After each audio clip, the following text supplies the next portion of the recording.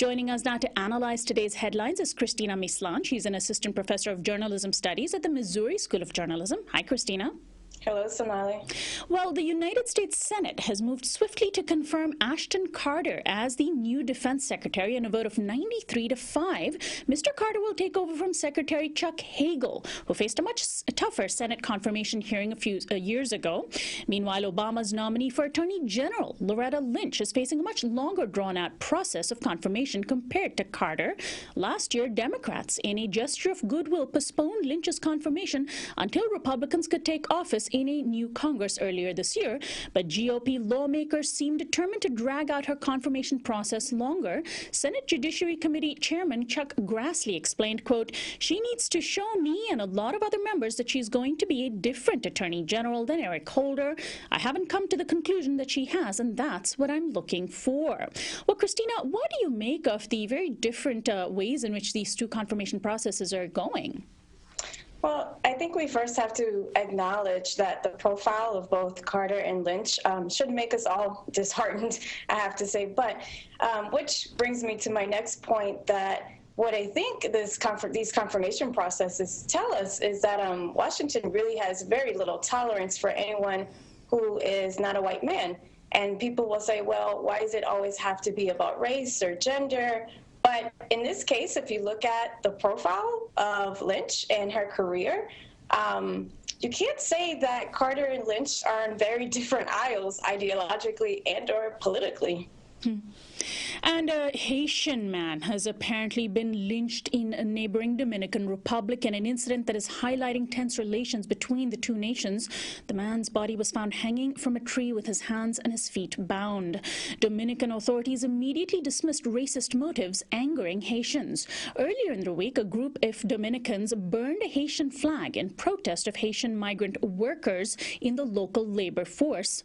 Meanwhile, inside Haiti, a new political crisis is developing. Thousands of people marched in recent days as part of a general strike called by opposition groups to President Michel Martelly. The marches brought many parts of the country to a standstill, and demonstrators are demanding Martelly's resignation and a lowering of gas prices, which has hit ordinary Haitians hard.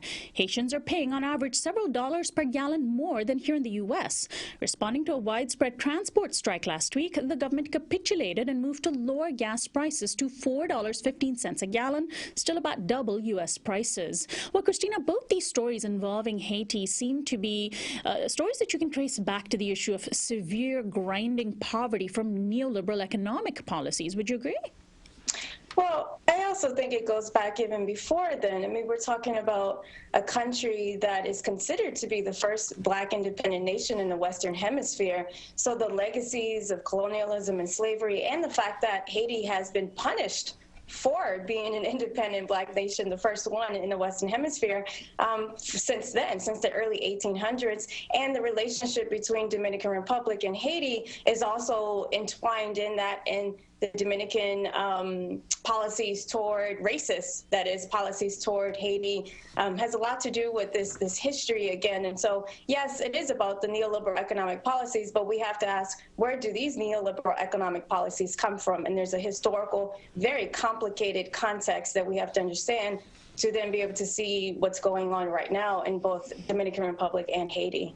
And finally, we'll end with two new studies on the environment, both unfortunately bad news. A study on droughts by NASA Goddard Institute for Space Studies has concluded that climate change will increase the likelihood of normally occurring droughts, such as California is experiencing now, to turn into mega droughts lasting decades. And another study measuring contamination of the oceans has found that there's far more plastic waste entering our waters than previously thought. Scientists have found in a just published report on coastal regions that about, quote, 4 to 12 million metric tons of plastic washed offshore in 2010 alone. And if countries do not manage their waste properly very soon, that number is likely to increase by a lot. The top 20 ocean plastic polluters include China at the #1 spot and the U.S. at number 20. Well, Cristina, it seems as though all we have to do is stop the climate change from getting worse than it is and stop throwing plastic into our oceans, right? Why is it so hard for us as a planet to do that?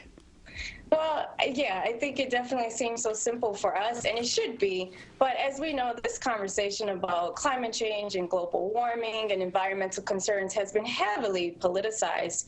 And so Washington does not want to simplify it, and then you have to have questions about finances and resources and who can do what and who should do what.